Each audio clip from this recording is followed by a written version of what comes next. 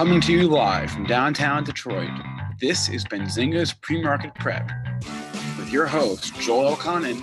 This is a volatile puppy here, isn't it? And Dennis Thick. I'm bidding a penny. I will buy the stock for a penny. With everything you need to start your trading day.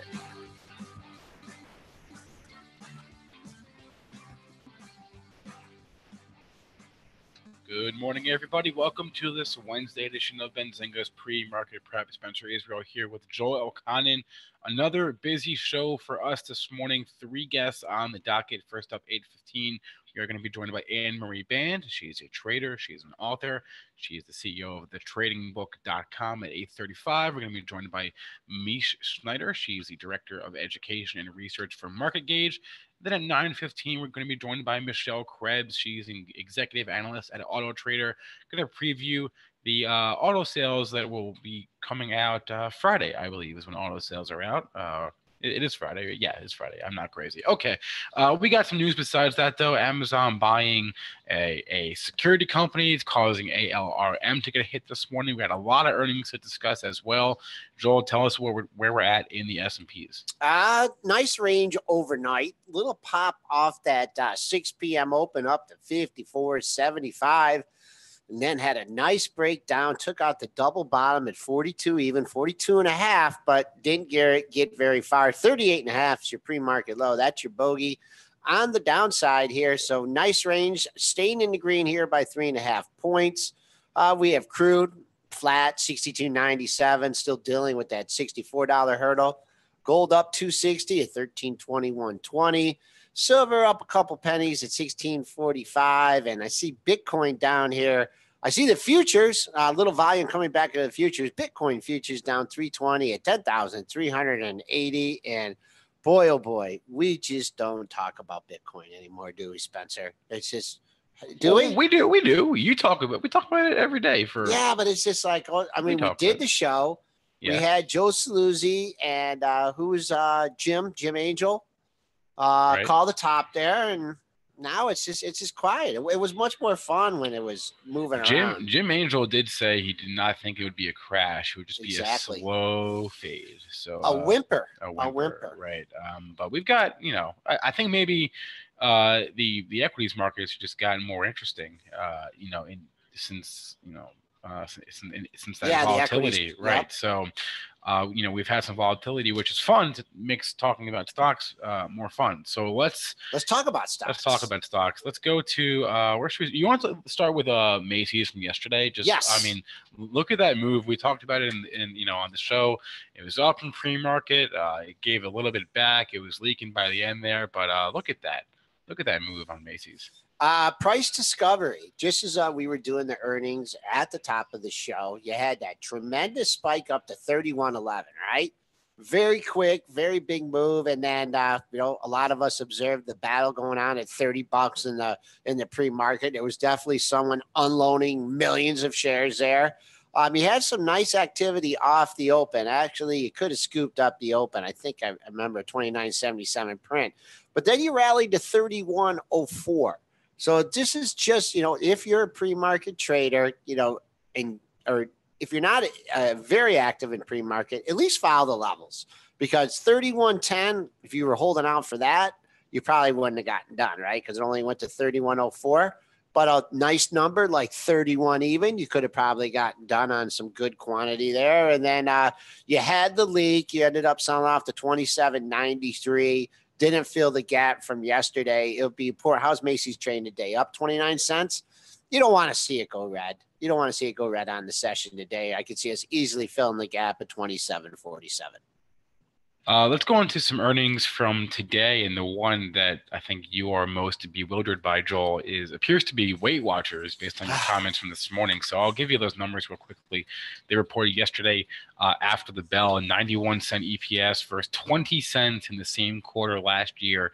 Sales of $312 versus $307 million.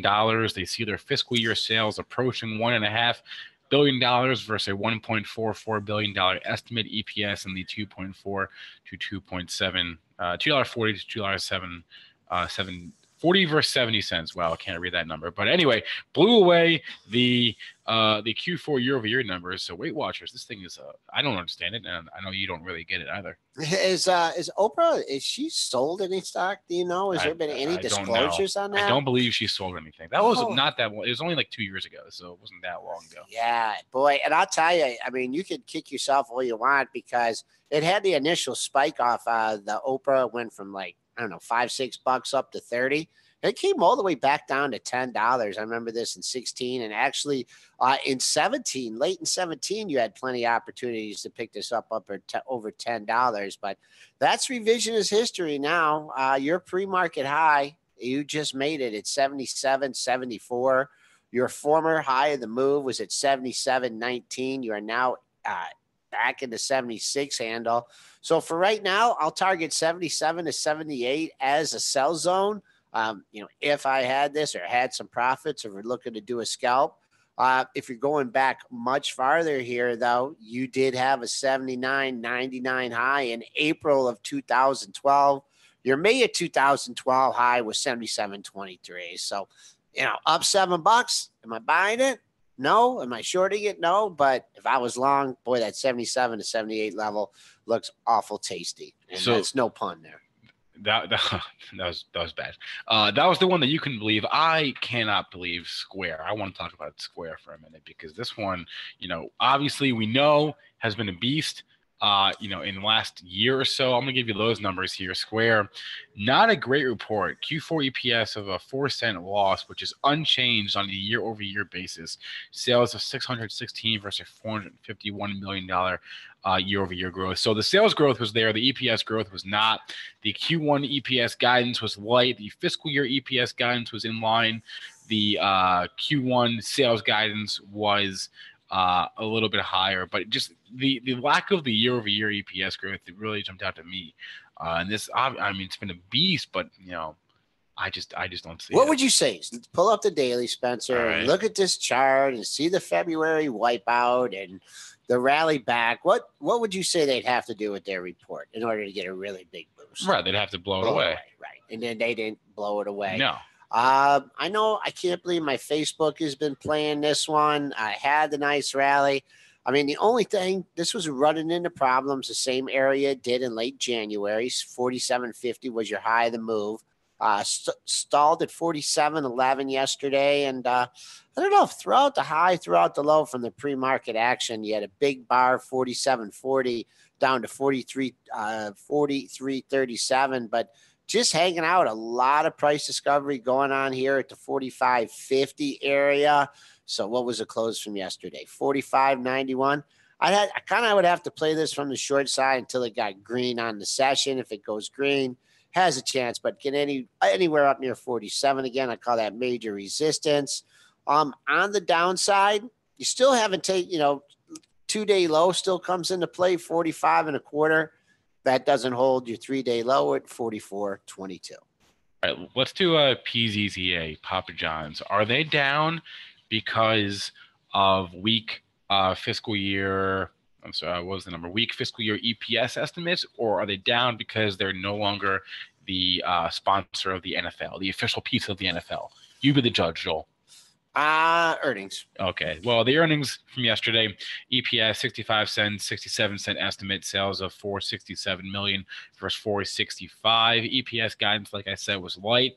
$2.90 was the estimate. $2.40 to $2.60 is what they see for the fiscal year EPS. And again, not the official pizza of the NFL, but as of this morning, don't worry, folks, Pizza Hut is. So if you're making the pizza NFL trade, get that yum in there. But pizza, PZZA. 51.55 is your pre-market low. Got a $2 bounce off that. But folks, pull up your monthlies on this one, and that's going to be the tell in this one. 3 out of your last 4 monthly lows at $55. You are now below those monthly lows. So until we get back above 55, hold 55. Hands off on this one on the long side. A lot of people be looking to get out there. Going back, I don't want to tell you 44.47. That was your low in February of 2016, but 55 is my long-term number there. In What's up, Papa John's? I don't know if I've ever had that pizza. How is that pizza? It's fine. It's fine. Okay. Yeah, it's fine. It's just fine, Joel. Price. I don't know if it has anything to do with that. Have you had the Giordano's pizza yet from down the street? I mean, I had it in Chicago once or twice. Priceline, the company formerly known as Priceline, now known as Booking, BKNG is the ticker. Let me get that guy up. There's the new ticker there. They're reporting yesterday after the bell as well. And AKA shows Q4 EPS $16.86 versus $14.12 estimate. Sales of 2.8 versus $2.7 billion estimate. So a beat on the EPS and a beat on the sales in Q4 for Booking Holdings. Former all-time high, 2,043.95. Your pre-market high as we speak right now is 2,070. I mean, they got this up on less than 10,000 share. Now, how many shares have traded here? 11,818. So pick your poison here. If you have a target here at 2070, you had a chance in the pre-market. If I had any kind of size position in this thing, which I don't, 2070, 2080, 2090, 2100. Very hard for me to buy a stock up 8%, up $158.73. Why don't they just do like a 20-for-1 split or something and just get this thing to be a reasonable trading stock? But nice move. Is that dragging up any of the other? I see Expedia up 231. I haven't looked yet. And what about TripAdvisor? I don't know. Man, that thing. Ooh, look at that. Ooh, peeled back from earnings, folks. I don't know if you're going to get that same kind of candle out of bookings, but when TripAdvisor had those earnings, 47.02, you hit that on the day of the report. It's been a slow leak there. And just going back to another one that really had the pop after earnings, Stamps.com. That hit the high on earnings day, couldn't get back in there. Now trying to fill the gap here. In order to fill the gap of Stamps.com from the earnings beat, need to get to 191.85. All right, let's do one more. I see Celgene in the chat. I want to get to that, but we don't have time yet, so we'll get to that after our gas. Let's do one more earnings. Do you want to go to where should we go today? With one more real quick. You want to do we had L Brands? Let's do L Brands. Reported yesterday. Nope, that's for today. I take that back. Who do we have that we didn't cover yet? Oh, well, let me. Should we go to Valiant? Should we go to? How about Mylan? Mylan. Okay, let's go Mylan. No, they're this morning, and I don't think they are out yet. So, Monster. Is that MNST? Yep. Yeah, Monster Beverage. I'm not sure that they're aren't they after the bell? Monster. I thought I could have sworn they're after the bell. Anyway, whatever. You know what? It's 8:13, Joel. Let's 8:14 now. We have Anne-Marie Band coming on. She's been coming on the show for like 3 years at this point. She's one of our favorites. Actually local. We haven't gotten her in the office yet, Joel. I don't know why we haven't done that, but she is a great technical trader. She's an author. She runs the tradingbook.com, and we'll be right back with Anne-Marie Band.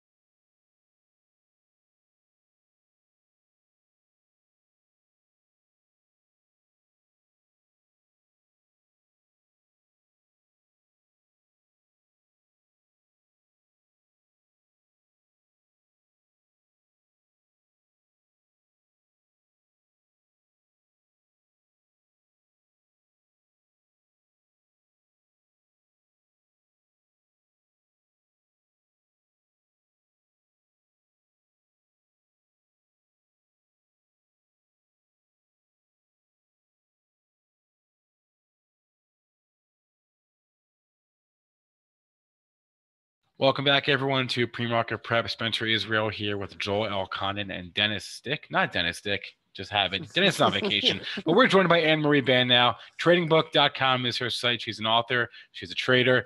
Anne-Marie, how's it going? It's going great. It's been really busy. Why is in it? the market, of course, too, but also, Well, why is life. why has it been busy? Just, trading? The move You and moved. trading. You moved Yeah. out of Michigan, Anne-Marie, and you did not come down to the world headquarters at Benzinga. Why did you move out of the great state of Michigan? And if you did, you moved to Chicago. I mean, are you looking for some better weather, or what drew you to Chicago? Well, I don't know if you can hear my voice, but 3 days after I got here, I got a bug, and what a doozy. It's been monstrous, and it's been running for about 12 days straight. And so, yeah, I moved so I could be healthier and partake in less wind. Oh, Hey, yeah. it snows more in Michigan. It does. It snows more in Michigan, believe it or not, where I live anyway. All right. So, all right. Well, we wanted to get you on the show, talk about the markets a little bit, and then, about our Women in Finance Forum coming up. Just your first take on the volatility that we had at the beginning of the month. It's kind of seems like it's a revisionist history now. For me, I was kind of glad. I mean, just the market going up there, it's great for your long-term holdings, but if you're a more active trader, it was kind of hard just to come in and buy every day. What did you think of the break? How did you trade it, and how you feel the markets are setting up now? Those are really great comments, because honestly, that is how we felt as intraday traders. We were like, you're kidding me. I don't even get 4 points on a pullback here before it's racing to the moon again. And so it did leave a lot of us as active traders a little bit more tentative. But as you know, it just takes a while for these rhythms to pop back into space. And that's exactly what we had. I really think that this rhythm that we're seeing right now is probably going to last us for maybe an entire quarter, maybe a little bit more. So I like the increased volatility space. I think it really does work for us as traders particularly. But in general, if we take a look back and we look at something like a weekly chart or something like that, we're still very, very bullish. And so the problem folks have now is they're thinking, okay, this is the break. We definitely need this pullback. We ought to come this way. And so we set up for some kind of longer hold when the time element is really so compacted. When we move a dramatic amount of time, a dramatic amount of space in a short period of time, we generally will retrace those motions, right? It's that from fast moves come failed moves. And so when we take a look at that and we see these big sharp declines, our head shouldn't be, okay, it's going to continue. Our head should be, hey, listen, most of the market is long. Most funds are long. And so they're going to look at all these events that are steep pullbacks as value areas.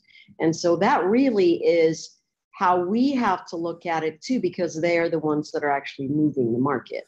Yeah, and I mean, one thing I like to do to keep a gauge on the volatility, is the 9-day average trading range uses targets, and man, I just saw that thing just grind down to like 15 handles, 14 handles, 13, 10, 11 handles, and you're thinking, man, this just can't, persist. And then, of course, you had some of your 70, 80, 100-point handle days. And now you can kind of feel it. I mean, you're still getting some real good ranges, but it's like it's starting to, digest the move here. So, I mean, you think we do, just go sprint back to all-time highs here? Or do you kind of feel more of a range-bound market here, like you said, over the next quarter, next couple of weeks, whatever your time horizon is?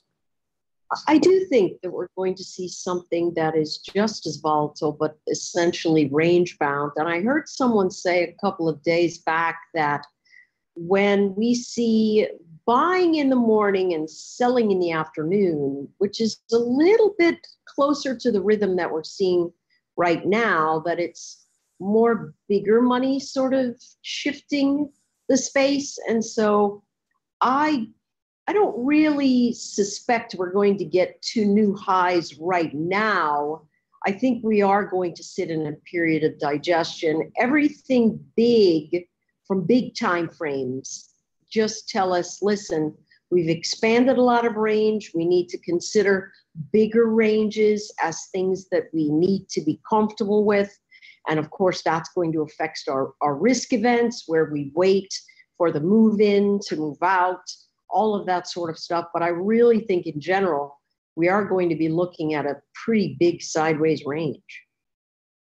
Anne Marie, we've been, talking to people, to women specifically across finance the whole week, and one thing we've been asking everyone is kind of, what drew you into the markets in the first place, and how did you get to where you were now in your markets career? That's a great question. I was drawn to the market. Really, this is flat out true. I was tired of what I was doing, and I wanted to do something that gave me a little bit more freedom. Now, that's hilarious to most of us because we know as students of the market, it is work. And so what kept me in the space is really my love of rhythm and looking at how price action moves. So I started as really a technician, but my entire background sort of brought me into the trading space to fit really well. And so I like to view the market in terms of, all right, what are people thinking about? Although I'm a technician, I'm looking at the candlesticks and saying, what does this say about the people participating? How are they moving? How do they feel about where price is right now? Are they enthusiastic? Are they concerned? Are they tentative? And that turns into things like support. It turns into things like resistance. It turns into things like slope of trend. And if you're always thinking about the big picture of the markets, the depth of what you see in the charts becomes technicolor. And so that's kept me excited and invigorated for, 12 years now. I cannot believe it's been that long, but it really has just been something that drew me into the space. And what kept me in is developing consistency and a rhythm that allowed me to make a living. Tell us about your former occupation. Did you slip that in there? I didn't. I started as a mathematician. And so all of my background, my undergraduate work is in mathematics and statistics. My graduate work fell into neuroscience and biostatistics. And then because I was a scientist for a living in the early 80s, or in the late 80s, actually, it became a space of, wow, I got to eat. And so I moved into recruiting and recruiting scientists like myself. And so I learned about people and I had the science in the space. And when I came to trading, it was like a perfect match. And really, that's all she wrote. I was hooked. So it's all math to you then, huh? I mean, you can have your emotions and the fundamentals and stuff, but really, when it comes down to it, it's math, isn't it? Is that the markets to you? No, the markets are people. Okay. And so the reason I slipped into the neuroscience and the biostatistics is because I wanted to see how people looked as numbers, how people looked as forms and shapes, particularly as a statistician. Everything turns into pictures, right? Scatter plots and ranges and bell curves and chi-squares and all of those sorts of pictures. And so what it led me into the space of is realizing that anything that we look at technically is really a representation of how people are behaving in particular spaces. And so it blends all of that together for me. Anne-Marie, so once you went into finance, how did you grow your network? How did you meet new people? Interestingly, I was one of those early adopters of Twitter. And so my Twitter account, I don't know, 2001. So Twitter was not around. Come on now. Yeah, no, I'm joking. My Twitter account started in 2006. So that is really extremely early. Yes. Wow. Yeah. November 2006. And when I got there, some folks like Brian Shannon was there, and we sort of found each other because the network was kind of small of people talking about stocks. And I just reached out because really I couldn't even spell stocks when I came into the market space. I really did think about it all as math and numbers, and it is not that at all. And it caused me to have a very difficult beginning. It really did. I was an atrocious early trader. And what I learned is that there's a lot more to the mechanics of being an analyst than just the data. You've got to think about it in terms of how are people reacting to things. And so I just watched and learned and listened to what people were saying. And then because I was a statistician, I started saying, all right, how valid is that approximation? How often does that actually happen? And what I noticed was there was a lot of dart throwing. You might get 50%, but then that's a coin toss. So not particularly exciting to me. And so what I ended up doing was saying, all right, I'm going to separate myself from that altogether, and I'm going to look at these numbers, look at how they match, and then begin to price patterns together. And that's really how I built the space. And then the more I shared, the more people listened. Last question, Anne-Marie, and we'll let you hop. But did being a woman early on Twitter or trading, did that pose any sort of unique challenges or advantages?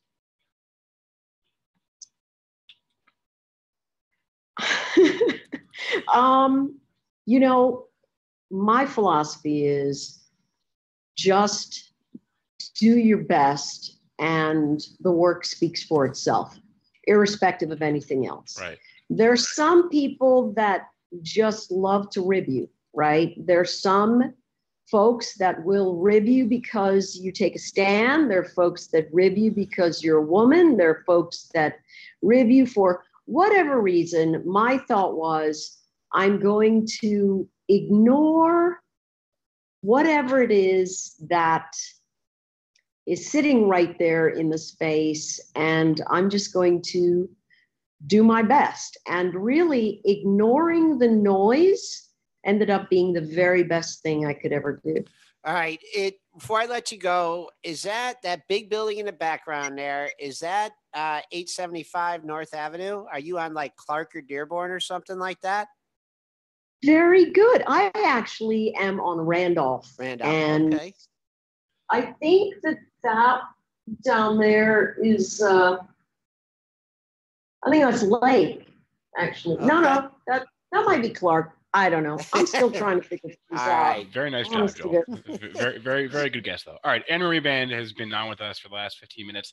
Anne-Marie, thank you so much for coming on today. You can find more of Anne-Marie's writings and work at thetradingbook.com. Have a good one, Anne-Marie. Thanks, gents. All right. 8:30 now. And one thing I neglected to mention at the top of the show, and I've mentioned this the last couple of days now, but we've been promoting the Benzinga Women's Wealth Forum all week on the show, and I was informed yesterday evening that we're actually having a flash, I guess, giveaway, you can call it. I don't know if anything is left, but it's a 24-hour giveaway. If you go to bzforum.com and you enter the promo code on the register page, if you enter the promo code Winter Blues on bzforum.com, you can get a free ticket to the Women's Wealth Forum. That's March 21st in Boston. So free ticket. I don't know how many are left. This flash giveaway started last night. So if you're going to be in Boston or find yourself in the area March 21st, check out bzforum.com. Free tickets, I guess, for the next I don't know how many they're giving away, but if there are any left, then have at it. But I neglected to mention that at the top of the show, and I apologize. But anyway, 8:31 now. We have a few minutes before our second guest, Joel. We have GDP coming in at 2.5% here.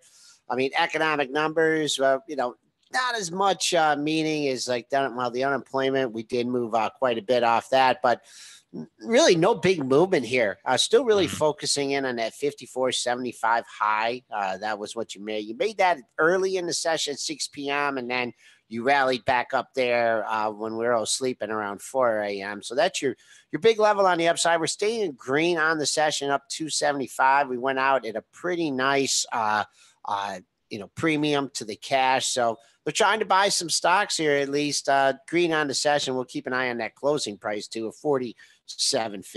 All right, I want to move on to Celgene now. This one is interesting. So let me get the actual correct chart on there. So Celgene is trading down, or last I checked, it was trading down because they got sort of this issue with the FDA. Basically, the FDA determined that the non-clinical and the clinical pharmacology sections of the NDA that it had filed with them were insufficient to permit a complete review. So they basically sent it back to Celgene, and Celgene now has to go back and sort of resubmit this regulatory filing for their drug. Ozanimod is the drug, and so that happened to Celgene. And that's causing a bit of a sympathy move in Arena Pharma, ticker ARNA, since they are competitors for this specific disease. So I guess first we'll look at Celgene, Joel, and anything happening there this morning? I mean, this one got in the doghouse and then got out of it, and now it's right back in it. The initial spike reaction here, sellers took it down to 86.80, and then you've had a hard time getting over $91. So those are your early ranges in it. For me, the big bogey here is 88.32. We're $1.30 above that. That was the low of the move. So that's what I'm looking at, a clean breach of that and a close under that. I think we're in some big trouble here.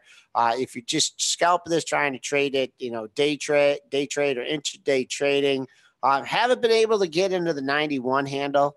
After that, making that low, you had several highs on 15-minute chart between 90.50 and 90.70. Now we're back under $90, and Dennis is not going to, two of his holdings, he's not going to be happy about this one. And I know he owns a little Valiant, which Dr. J is asking about right now. So let's, we got 835 guests. 835 guests? Right, but before we do that, real quick, so there's the couple sympathy moves with this are Novartis and Arena, ARNA, which were both expected to cede market share to this drug that just is now went backwards in the regulatory approval pipeline. So let's look at ARNA because that's up on white volume today. ARNA trading up on some very light volume. Good catch there, Spencer. This one is trying to break a string of 3 lower highs, 4 lower lows, but I don't know. I mean, there's some overhead supply here, trading up at 38.70. Yesterday's high still hasn't even been taken out, 39.39. So that's your first bogey. After that, 40.40. But first things first, you got to take out yesterday's high, and we'll do Valiant after the break there, Dr. J. All right, we'll be right back with Mish Schneider, Director of Trading, Education, and Research for MarketGauge.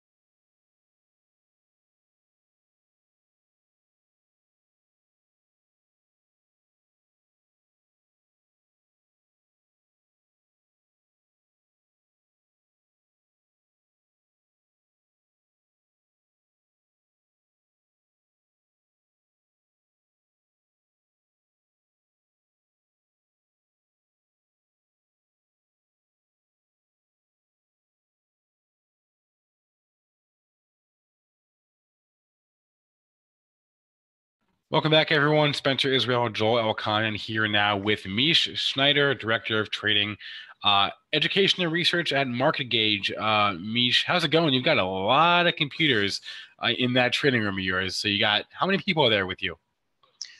Well, there's my husband and myself, and then we have one guy working with us, James Kimball. So that's it. We're three people amongst a lot of computers. What is the average, what is like the monitor per person rate? MPP? I have 8. Okay. James has 6, and Keith has about 15. But we don't use them. Well, I use all of mine at the same time, but Keith kind of moves around a little bit more. You're actually putting the most anyone on the Benzinga news desk has is 8, but you're putting us to shame over here. So we need to step up our monitor game. Anyway, Mish, it's been a while since we spoke. Tell us what thoughts are on the market that we're in right now. Well, you can look at it really short term and then look out a little bit. So looking at it short term, obviously I heard you guys, I was listening to Anne-Marie before, and I heard you guys mention about the GDP, so I saw it came in lower. And if we have 2 periods of lower growth, it's actually the official definition of a recession. So I want to get back to that thought in a second, but let's go right now. So we had these trading ranges for about 6 or 7 days after the market had crashed and corrected.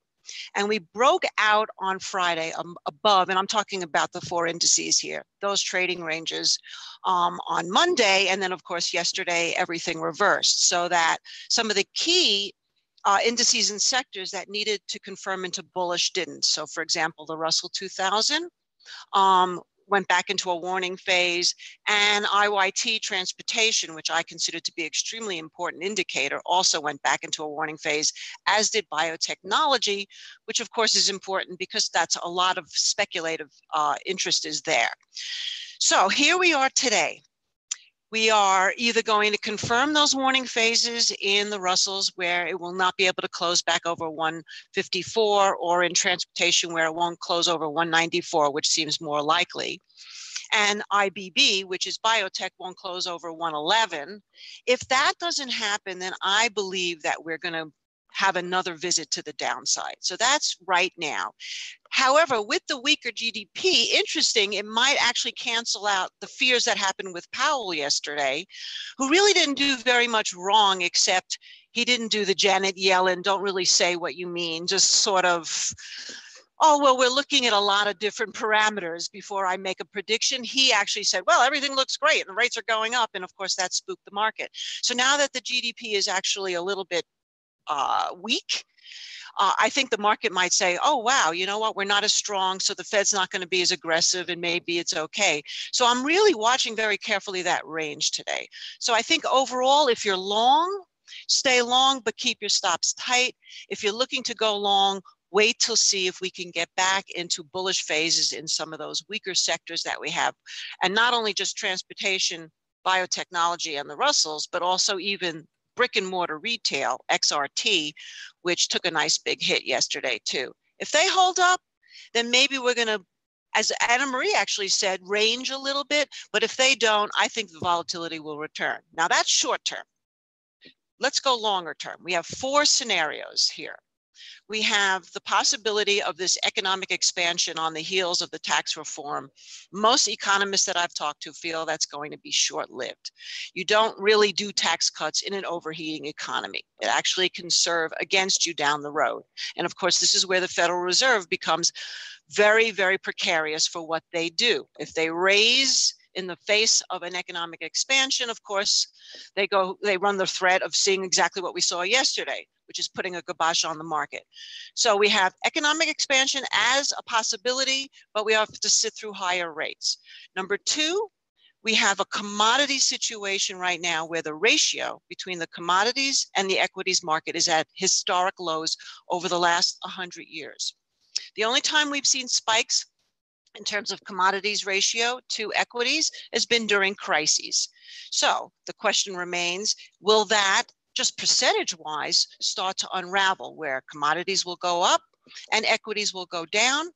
That would be either number 1, inflationary, just straight old inflationary with moderate growth in the economy, or the worst scenario would be stagflation, where the Fed has no choice but to keep sort of the metal onto the rate so that they don't go back into a zero rate situation, which psychologically won't be perceived the same way.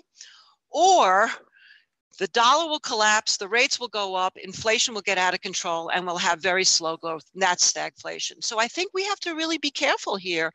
And I've really been tracking the dollar and the interest rates mainly more than anything because of that. And I know that's a lot to say. That was no, I love your perspective on things. Before we could talk a little bit more about the markets, but as you know, you're going to be participating in the Women's Forum in Boston next month, and just want to talk about the evolution of your career now.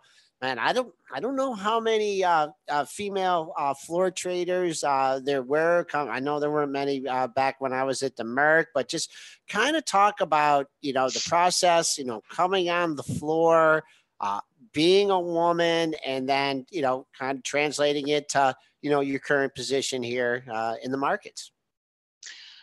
Well, wow. Okay. So number one, when I got down to the floor, there were two realities that I had to deal with, not just as a female, but just as a person. There was the reality of actually learning how to trade. And I think that recently Paul Tudor Jones wrote an article. He was more juiced up and excited now than he had been since what we called our glory days down on the commodities exchange. And so what he was talking about is what we all had to learn as floor traders. So man or woman, and of course there were very few, we all had to learn the same thing, which is how to deal with a tremendous amount of information coupled with a physicality that you needed to be able to stand up and on your feet all day in the midst of what felt like a washing machine sometimes when you were standing on the pit and it got crazy. And then you had the reality of not only assimilating all that information, doing open outcry, and also trying to make money, but then there was an amazing amount of partying going on when I first started. I mean, literally, you'd work hard, and then as soon as the markets closed, buckets of champagne, and we're not talking Corbel here, Dom Perignon would come down to the floor on ice. There was a tremendous amount of drugs, particularly the white powder kind. And so as a young girl going down there, I had to really spend a lot of time navigating what my role was going to be. Not only did I have to deal, obviously, with some of the physicalities as far as I was smaller than most of the men, my voice wasn't as loud, but it was also just like, where did I want to be in this party circuit? I mean, I'm a young girl. I'm like, wow, this is fun.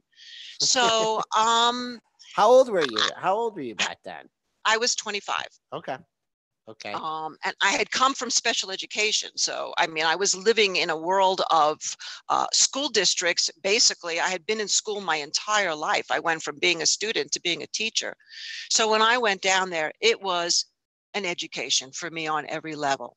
In terms of my womanness, I think we all were down there with one mindset, and that is to adapt, survive, make money, and then basically deal with all the different personality types. So you had to really learn how to navigate your way through every single type of personality you can imagine. And was it male dominated? Yeah, but that never really bothered me. And they didn't seem to be too bothered by me. As long as I was willing to put myself out there in the open outcry and trade, they didn't really care whether I was a man or a woman. Now, when it was slow, I took some ribbing, but it was all in good fun. Now, I'm curious now, Mish, now that kind of the days of floor trading are pretty much over. Everything is all more spread out and digital. How has that sort of impacted your relationship to other people in the markets? Well, again, I was listening to Anna Marie, and I like her, joined Twitter. She joined, she said, in 2006. I joined in 2009. So I was a little bit later to the party. And also, interestingly, Brian Shannon was the one who told me about Twitter and how I needed to get on there. So we had that interesting thing in common. So Twitter has become basically my floor universe, except very different in that I am considered more of a teacher on Twitter at this point after all these years. So people are looking to me for advice, information, strategy, etc. You know, I write a daily blog, so a lot of people read that and comment on that. Whereas the floor, I was just one of many, even though I was known for my charting skills, and very often people would ask me what I thought. That hasn't changed, but I still hear. I mean, you never lose the floor. I still feel the rhythm. I hear the rhythm. It was a, 5 senses situation, because, every day, you went down there and literally you heard, you saw, you felt. Sometimes you were sprayed with things from men standing above you. So it was full on. And even though it's just me and my multiple screens, I still kind of hear it and feel it. And that never goes away. And I think that's an advantage. Hey, let's say you're in the crude pit and it is your 62.90 bid for 50. Give me that. Mm-hmm. So how would you do that? Oh. Come on. 62.90 bid. 62.90 bid. Well, how are your hands though? How are your hands? Yeah, well, my hands would be up because obviously I had to make myself bigger. But always, everybody used their hands. So, you kind of were like this, 62 bid, and then buy them, sold. Not 90 bid, you 90 for 50. Come on, let's see you do it. 90 for 50, 90 for 50 at, 95, at 95, no, 92 for 50, 92 for 50, at 95. And then you realize that all of a sudden you start to feel all the people around you are going to pay up. You go, buy them. And that was really, and some men did this, like multiple times all day long. I didn't have that level of strength. I was a spread trader in crude oil mainly. How about 1,000 at even? Did you ever know how to do the 1,000? Was it like this on the floor? 1,000 at even? I mostly used my voice. I mean, if there was like 2 at 2, or, you would use your hands like this. I want 40 contracts and you'd go 4 times. But I didn't do all these other fancy things, and I didn't really see anybody who did that. I mean, to me, it was amazing. What was incredible was, like, in the crude oil pit, since you mentioned Joel, there'd be like 75 guys to 100 guys, me and maybe one other woman. And then there were the pit guys in the middle who would collect all the cards, because after you made a transaction, you had to write it down on your trading card and fling it into the pit. And then they would pick up all the cards and somehow make sense of all of that, so that all the trades got posted on the board. And then you would reconcile at the end of the day. Your clerk would go over to the other clerks and say, hey, Mish sold you 50 contracts at. Trade checkers. Exactly. It's amazing how well it worked, considering that it almost seems prehistoric compared to electronic trading that we have right now. Yep.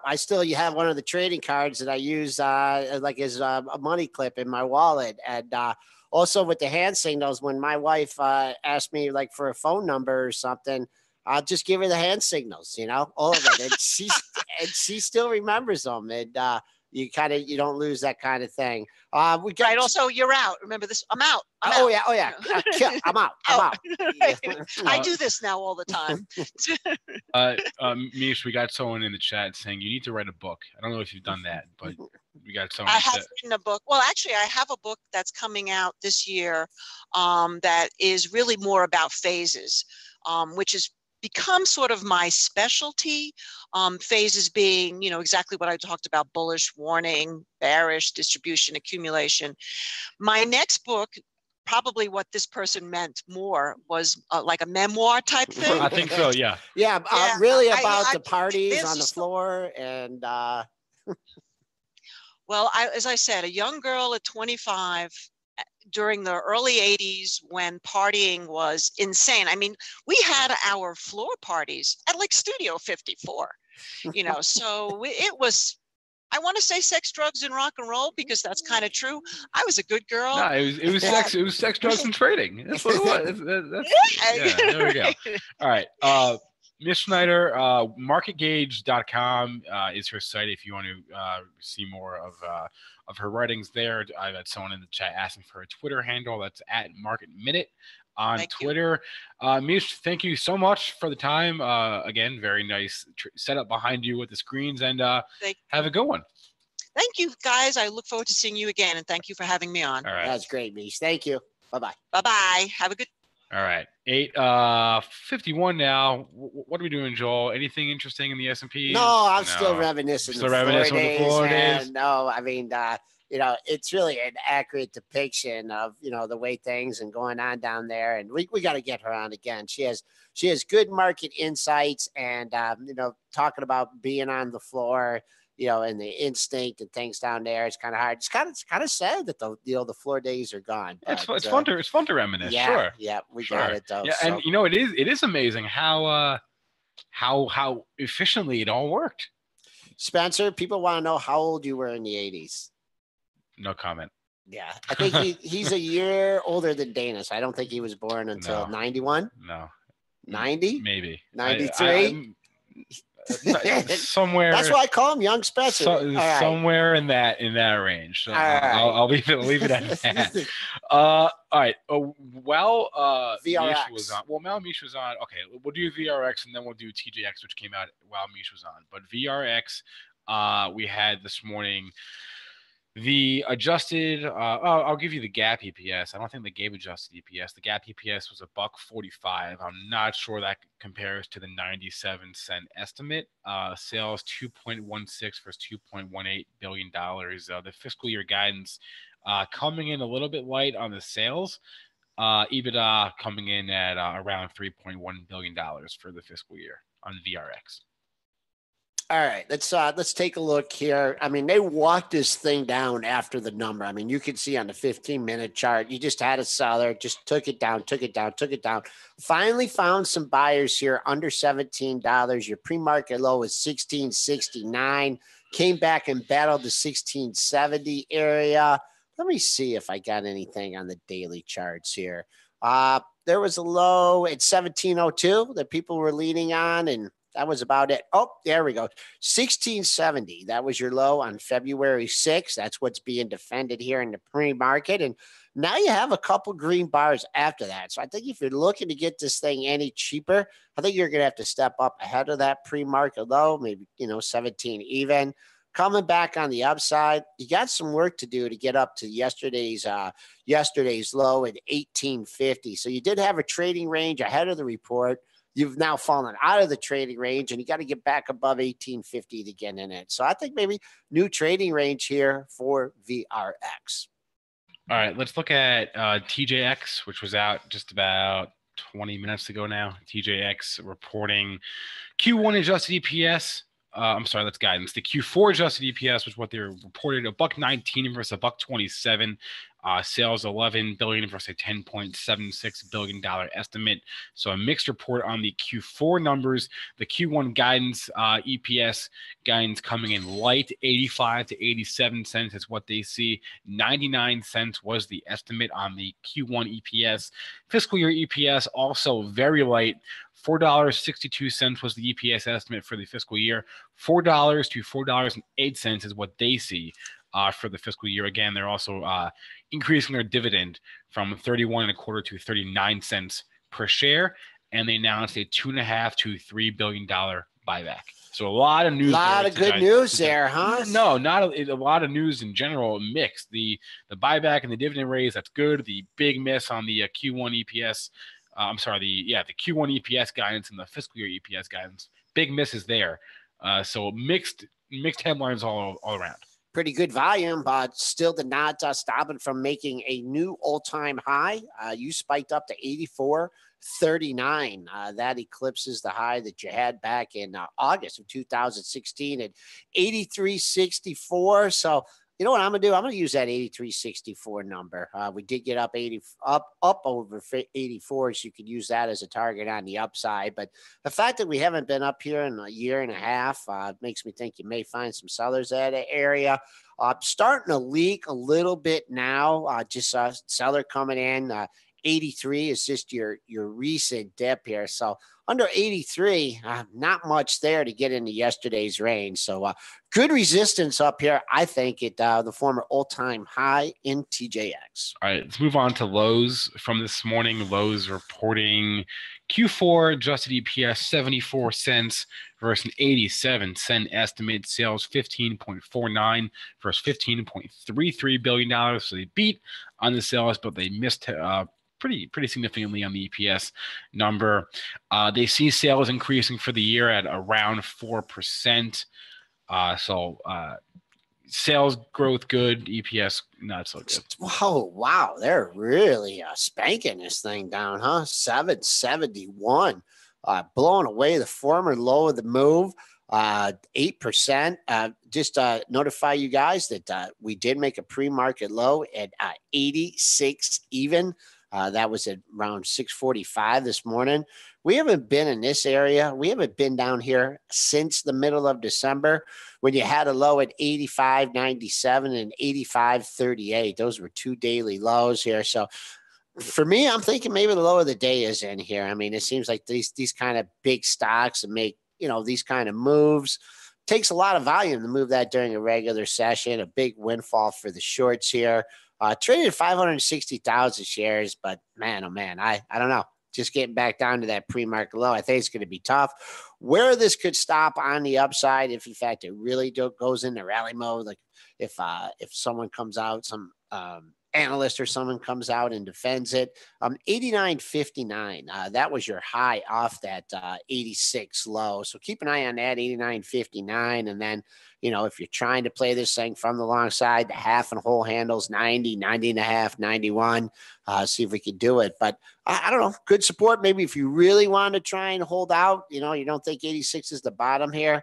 You have some 3 daily lows at 85 in early December, and then it drops off to 83, 85. But just something tells me here, may have seen the low of the day here in Lowe's, LOW. All right, let's move on to Amazon. They have reportedly made, they made an acquisition, and it's reportedly the second largest acquisition in the company's history behind Whole Foods. They are buying a home security company called Ring.com for reportedly $1 billion.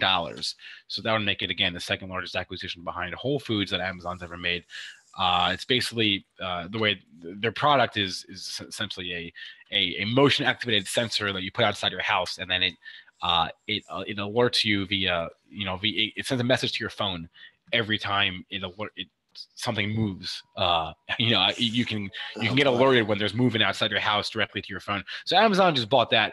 I bring that up not so much to bring up the Amazon chart, but to bring up the Alarm.com chart, ALRM. This one's getting hit on that news. Okay. All right. I can see that. That's traded down a couple bucks here. Came off its high. I'll just give you the pre-market low at 35.89. $36. You call that support. This Amazon here, I was looking at this one yesterday, and how often do you see a double bottom in a stock like Amazon? So I'm not going to try and pick any resistance in this. I will give you yesterday's high at 1526.78. That was your all-time high. Your all-time closing high, though, was on the previous day at 1521.95. So there's a couple intermediate levels. But the number I want to give in Amazon here is the double bottom at 1507.21. So keeping an eye on that. Good to go north to the upside until that's taken out. If not, it could have some good downside. But this stock just a beast here, and the street seems to be liking that acquisition. Joel, look what you did. Now I'm getting made fun of in the chat for my age, but that's okay. Who's making fun of you? Yeah, no. They're just they're just busting my chops. We have a guest coming on at 9:15. So that is Michelle Krebs from AutoTrader. So we have 15 minutes to fill until then. If you want to, if you're listening to us in the chat, either on YouTube or on premarket.benzinga.com, and you want us to talk about a specific stock, let us know. We'll do that. I want to go to Big Five at the moment because they reported yesterday after the bell. BGFV is the ticker on Big Five. Sporting Goods. Q4 adjusted EPS loss of 10 cents. That was the estimate. Sales of 242 versus $243 million. Q1 EPS guidance coming in pretty far below the estimate. The estimate was a 4-cent loss on the Q1 EPS. What they actually said it'll be is 6 to 14 cent loss for Q1 on BGFV. Okay, traded down 36 cents here at 560. pull up your daily chart, much easier to find your resistance here. Yesterday, in the last 3 days, 3 highs at the 650 level. Also peaked at that area in early January. So there's your big level on the upside if we happen to go into rally mode or you're looking for a longer term trade to buy this thing on strength. On the downside here, just kind of hanging out, not a lot of volume. You had a ticket 550, less than 2,000 shares have traded. 2 levels, I'll give you 560. That's where we're trading now if you want to buy it at the February 15th low. But if there's more work to do on the downside here, look for the lower $5 handle. You had 1, 2, 3, 4 lows in a row from more than that. Holy mackerel. 1, 2, 3, 4 5 lows, 6 lows between 520 and 530. So that's where your long-term value buyer is holding up here. VRX, John Smith, we did go over that. He was looking for potential trades here. And John, just the way this is looking here on the 15-minute, I mean, it's on the rebound here. I mean, I think if you're looking to buy this for a scalp, I mean, you need a big seller. You know, maybe there's some sell stops or something, get the hit off the open. But I don't know, 85 cents off that pre-market low. I just don't think you're going to get anywhere near there. Like I said, easier to pick up, if you're trying to scalp it on the long side, you have no fear of buying it at $18. Just be aware of what yesterday's low was. Actually 2 lows in a row, 1843 to 1850. And a lot of times you'll see a stock, gap down like that and come back and be real quickly to fill the gap. But I think buying this on the cheap, I think you had to be out there in the pre-market trading. And Joel is saying it's nice to see you bring your kid into work. And that's true. That's true. I do have kids that age. S&P's making a new high here, folks. Whatever they liked or disliked about the that GDP number, here we are up 7 handles here, 54 and a quarter, 54.75. That is your pre-market high right now. This is the third attempt. Got there at 6 p.m. last night. We also got there while most of you guys were sleeping. That was at like 3, 4 a.m. And then here's your another attempt. If you're playing this from the short side here, not a lot to lean on. You saw the way we came down to these levels yesterday.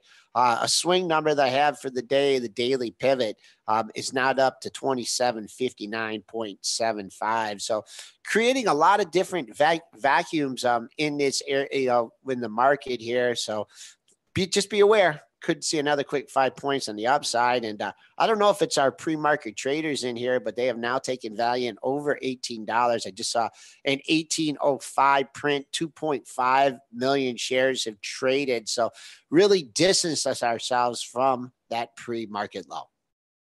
Not a ton to speak of this morning in the ratings land. The only one that really caught my eye was a Comcast downgrade, CMCSA downgrade at Macquarie to neutral. I just found that to be interesting because we know that they just made a bid for Sky News over in the UK, but CMCSA getting a downgrade this morning at Macquarie. Yeah, after a big down day yesterday, boy, when did the stock talk about having a coin? I wish we could look in Pro and find that out. I don't know if that's when you had to pop to $44 or not. But Comcast was going to have a coin? Yeah. Am I making that up? Could you look at? Maybe you're I don't think that. so. Let's take a look here. Maybe let me give you some dates here. I don't know. All right, you can give me some dates. How about I don't remember that January 24th, maybe? I don't know. But anyways, I mean, that was the earnings day. Oh, that was the earnings day. Yeah. They did say something about a coin. Maybe. It's all in right. there. I didn't make that up. Okay. Weekday yesterday closed on the low, but really not getting hit by this downgrade yet as we speak. So I'm keeping an eye on yesterday's low, 36.59. You had your close right there at 36.66. Big old volume. I mean, some people made a big decision yesterday on that news. These are back at the lows at the 36.50 area that you had in November. So I'm not hitting this thing on this news. 36.50 looks like decent support to me. S&Ps have come back to make a new high. Now we're trading up 775 at 27.55 and a quarter. Let's see if we can get to 27.60 here by the opening bell. Spinner wants to talk about AAXN. That's the old taser, right? Yes, it is. Axon Enterprises. Okay. Did they Very good. have some numbers? Must have. I didn't think they did. No, they had yesterday they did. Good call on that. 13-cent EPS versus a 3-cent loss estimate. So a nice 16-cent beat there on the EPS sales, 94 versus $89 million. So a good Q4 Axon head. Whoa. Well, big move here. Had consolidation after hitting $29, pulled back to 27. The street leaning a little bit of the wrong way over the last two sessions, taking it down a couple bucks. 27.25 was your close, right near your low. On the headline number, they took it up to 33.45.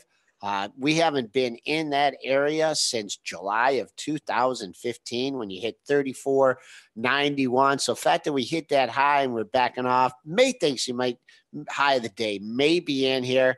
Coming back on the downside, under 31.75. Could definitely see some more downside. You can see in that 15-minute candle. Went there through that area pretty quickly.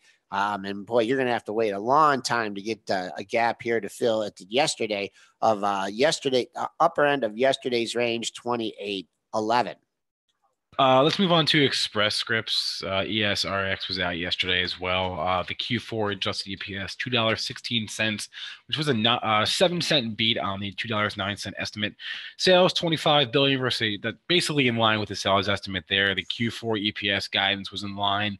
The fiscal year EPS guidance was reaffirmed. So pretty much everything as is for ESRX. Yeah, and we're messing with yesterday's high here at 79.64. Currently trading at 79.63, up 99 cents. So keep an eye on that. The other level above that, you're not going to find much cover until your January 31st high at 80.33. So let's hold in here, test at 80.33. Then you got a gap to fill up to 81 even. And did this get did Andrew left hop on this one at any one time, or maybe not? I don't know what the reason was. It had a big drop, but I can look really quickly. Yep. And yeah, wow, that's a good memory. Yeah, that was last year. Andrew left. He told us that fake test or something. He told us that they make more money. Express Scripts makes more money on drugs than the manufacturer. They add zero value to the system and they spend zero money on R&D. Express Scripts is a distributor. They're not the manufacturer of the drugs. So yeah, he doesn't like it, but that was a good memory, Joel. All right. RRC, John Smith is asking about this one. Is the bottom look like the bottom's in? Well, I tell you, you're distancing yourself. Do we have any news on this today before I jump out? It is trading up.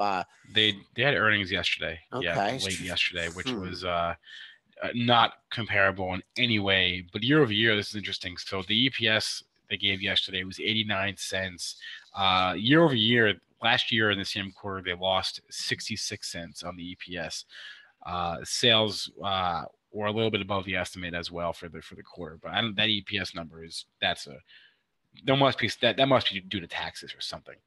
I tell you, you had a spike low back in February. It's probably when the market melted down at 11.93.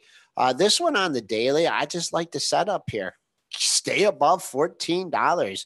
You had a 14.04 high on February 7th, and you failed at 14 1, 2, 3, 4, 5, 6 times since then. So I just don't like that it's going up 84 cents, and now it's here at 14. I don't even know what probably the average daily range is. So let's see. I mean, I'm not going to hop in this thing hand over fist over 14. If it hangs over there, the first 10, 15-minute bracket, yeah, there's not a lot between 14 and 15, but they do have it up here on pretty light volume. Spinner in the chat, reading my mind, I was about to mention it. Herbalife just announced a 2-for-1 stock split. So really? I don't know when that's happening, but just if you wake up one day and you see your Herbalife at a ridiculous price, well, you know why. It's nothing. But let's see. Ivan has been bullish this one. And who was the guy? Ivan's been bullish. Ackman is still in it, if memory serves correctly. I think with some options, though. I don't. Yes. I think He's definitely using some options. The guy we had on who was bearish was Chris Irons, right? Yeah. Quote the Raven on Twitter. But that was a good debate we had. I want to say last summer, last fall. But yeah, Herbalife. So the 2-for-1 stock split on HLS. That's big. I mean, trading up in the pre-market. If you want to sell the old-time high, the former old-time high that was made this month at 87.44, you're getting a chance here because it's trading at 88.44, $1.80. Looks like it's 89.15. I could use that as a target. I mean, they're not buying the stock back right now, so I don't know. You tend not to get too excited about these kind of things, but if you do have an upside target and you want to use it to get out on this news, fine. Kind of buying, if they're buying their stock back now, you kind of like to see them have the buybacks, like when they're like in the trough and they're weak and they can support the stock. So, you don't want to be another IBM buying all your stock here up at high levels, but who knows? Maybe they see something bad coming on the pipeline. They want to be able to support the stock, but getting a nice move, at least off the headline information. Quick check on Celgene for N Starks 007. I mean, we're stabilizing here. They don't like the news, what they have to do.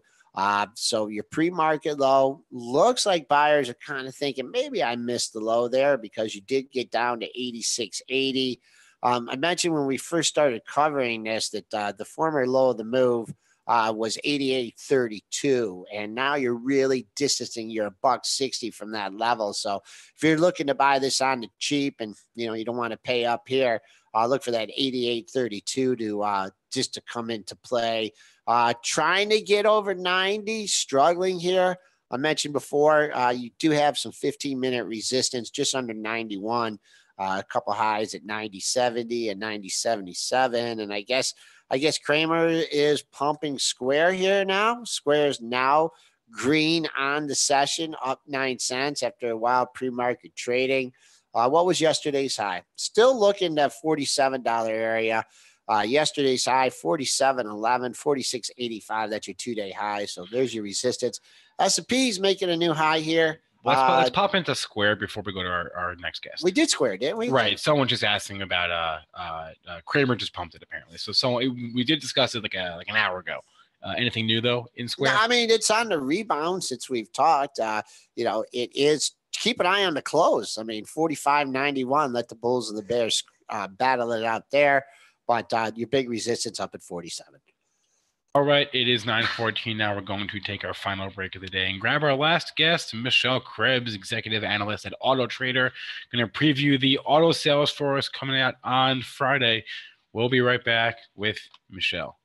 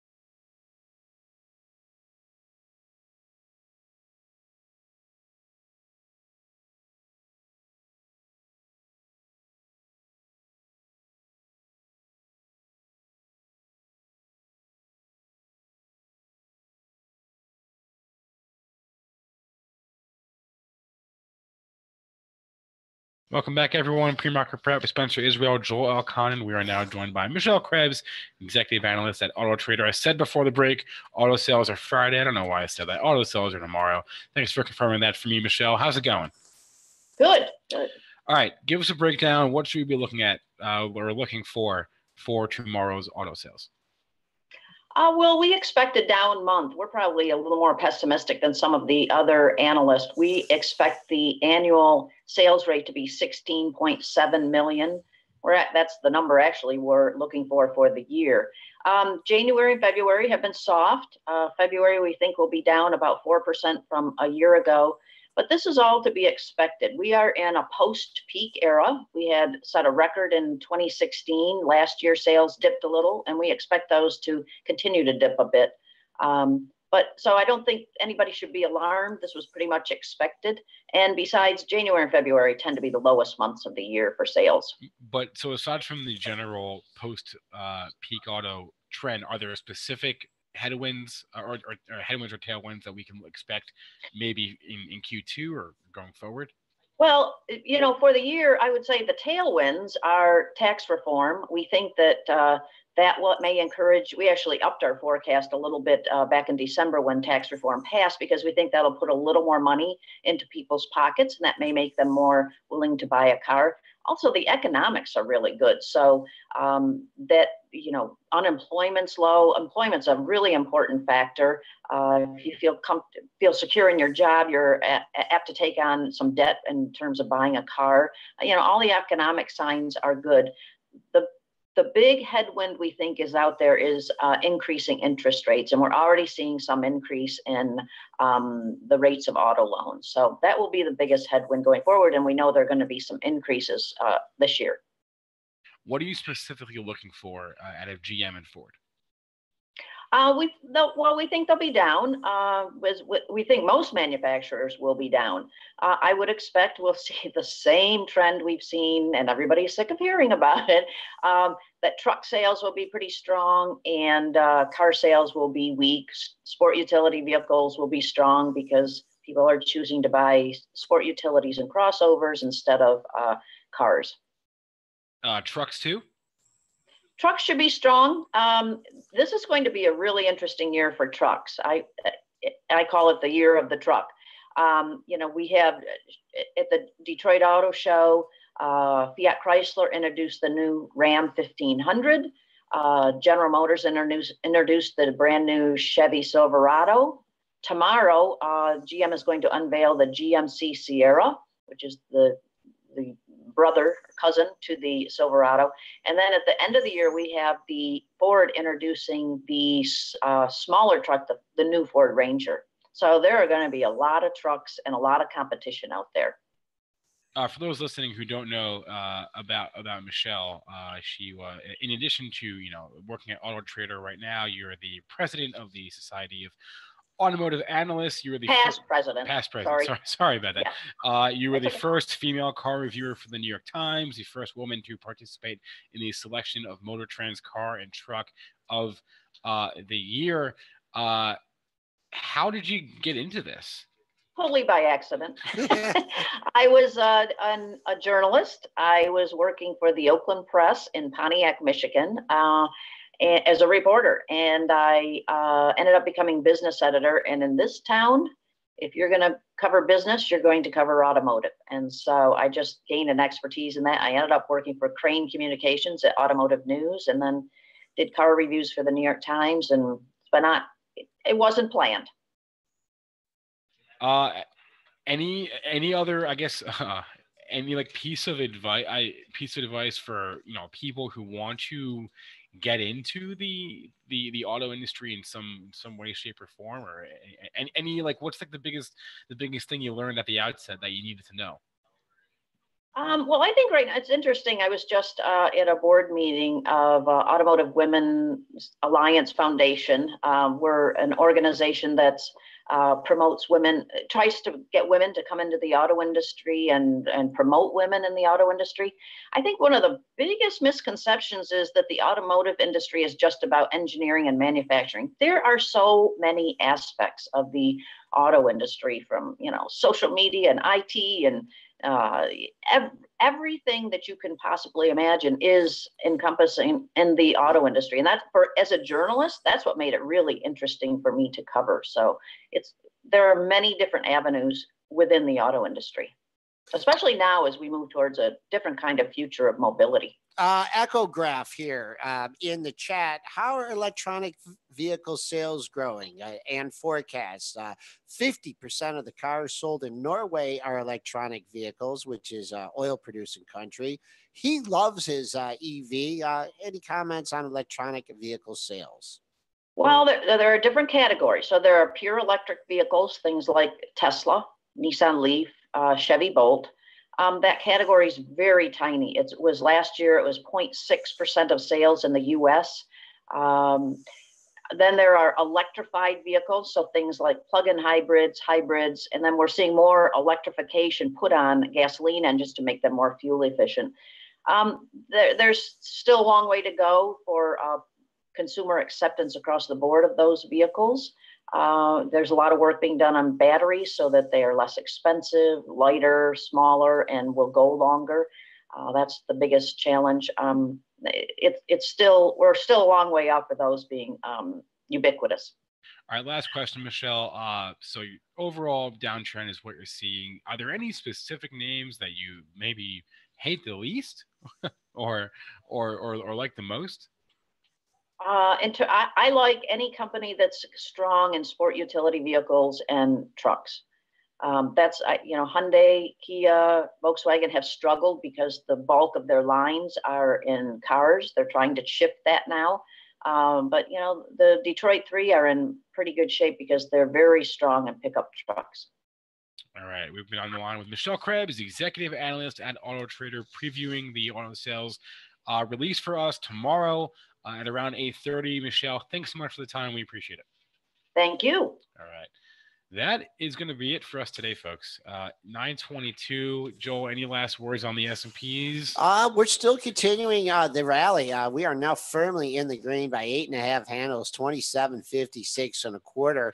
I'm looking to see what happens at 27.60. That's your swing number from yesterday. That's only 4 points away. After that, once again, you're just getting in an area of very little resistance. You see how things acted yesterday on the downside. So trying to find some footing here. Now, if we go into reverse, well, if you're holding out for yesterday's close at 47.50, I mean, you need a 9-handle drop. Let me see where mid-range is here on the session. We've actually have already had nearly a 20-point range. So that's pretty good after hours in pre-market trading. Mid-range for the session, that comes in right at the close too. So if we get anywhere near the close, I look to see buyers come out.